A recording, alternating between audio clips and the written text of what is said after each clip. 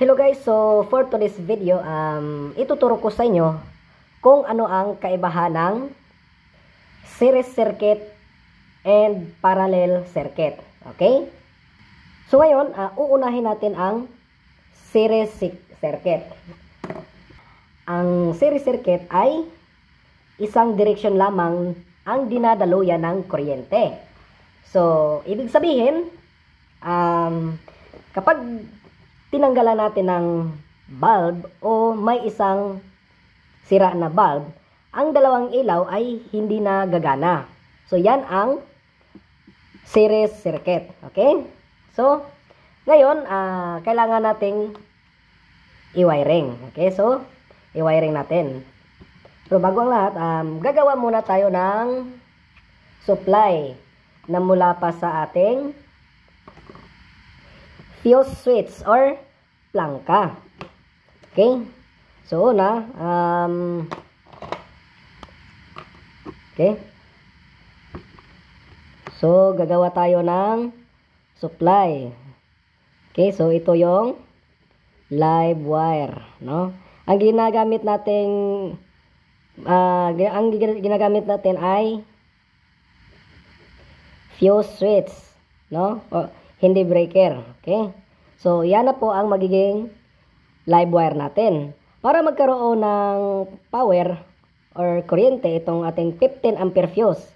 Dalawa kasi yan. Sa fuse switch or master switch or mas kilalang plangka, dalawa ang fuse. 20 ampere fuse and 15 ampere fuse. Ngayon, kung ang ating kuryente ay nasa 20 ampere fuse, paano natin lagyan si 15 ampere?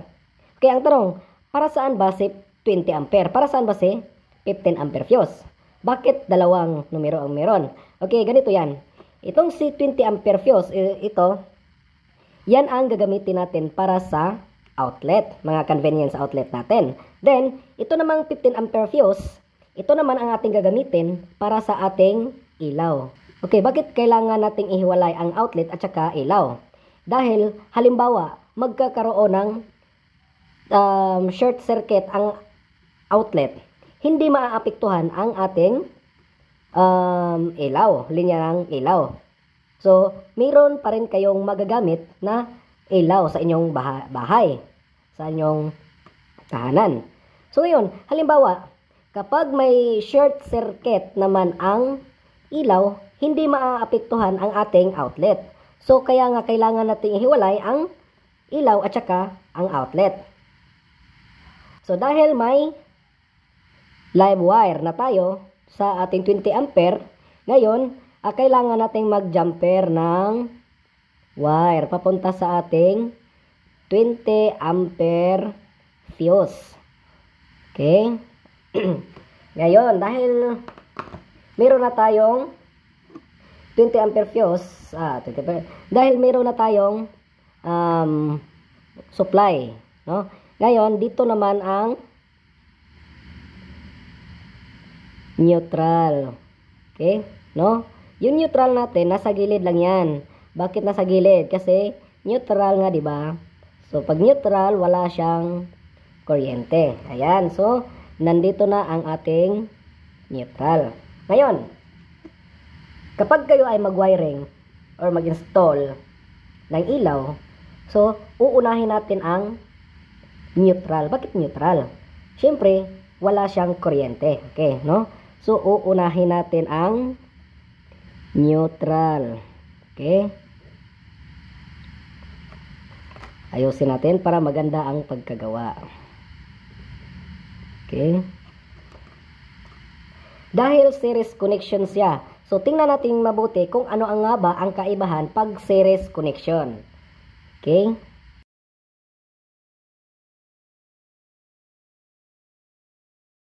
Alright, so pag dumaan ito sa junction box, dahil ito yung junction box natin, kailangan nating i-splice, no? I-splice natin.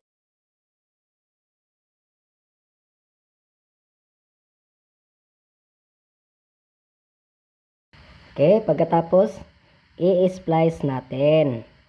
Okay, lagi ninyong tandaan na kapag ang inyong wire dumaan sa ating junction box, kailangan nating i-splice. Next, Dahil meron na tayong neutral sa ating series circuit or series connection, ang next natin gagawin ay ang live wire, no? Na dito tayo kukuha sa 15 ampere fuse.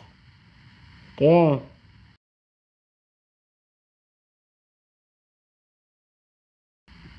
Ayan. Tapos, okay, so lagi ninyong tandaan na ang ating live wire ay kailangang bumaba sa ating switch. Bakit kailangang bumaba sa ating switch? Dahil ang switch ay ang magkukontrol para sa ating ilaw. Siya ang mag-on and off, no?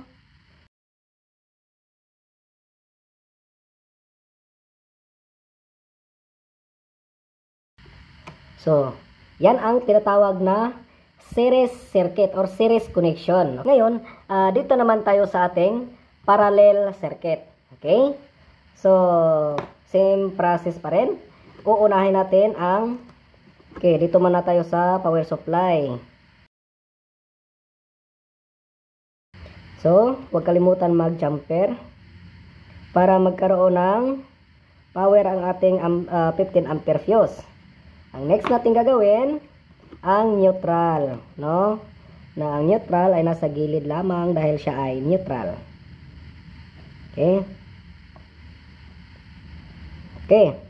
So ngayon, dito natin makikita kung ano ang kaibahan sa series circuit at parallel circuit. Okay? So, same process pa rin. Unahin natin ang neutral.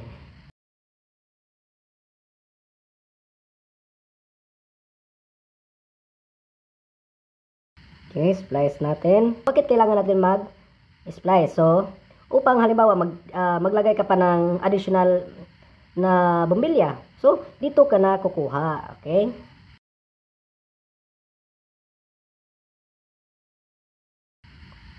Splice natin. Preview. Okay, so ang ating live wire dito sa taas, papunta dito sa ating 15 ampere. Bakit? Upang magkaroon din siya ng power supply. Then ang ating neutral nasa gilid lang. So, ito yung ating inuunang tinapos or ito yung una nating ginawa kasi ito ay neutral, walang kuryente. Ang next natin gagawin ay ang live wire, okay?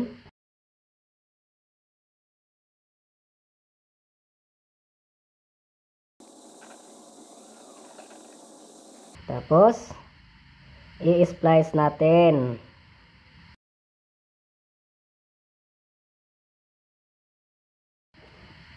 So, kung makikita ninyo ang kaibahan ng series circuit at parallel circuit, no? Okay. So, dito sa series circuit, kung makikita ninyo ang wirings, dire-diretso lang. Ayan. Hanggang wabot sa pinakadulo, tapos bababa, papunta sa ating switch, no? Pag halimbawa, may mapundi, no? Halimbawa, pag may mapundi or may natanggal or nasira na bulb sa dalawa, ito, apektado to. Hindi na to gagana. No? Hindi na to gagana dahil nakaseries lang siya, nakaseries connection. No? So, yan ang kaibahan. Dito naman sa ating parallel circuit, kahit walang bombilya o ilaw, gagana pa din siya. Gagana pa rin ang ating pangalawang bombilya. Bakit? Kasi dito tayo kumuha ng power, no? Ayan, nag-splice lang siya papunta sa pangalawang bombilya, no? So, sana may natutunan kayo kung ano ang kaibahan ng series circuit at parallel circuit.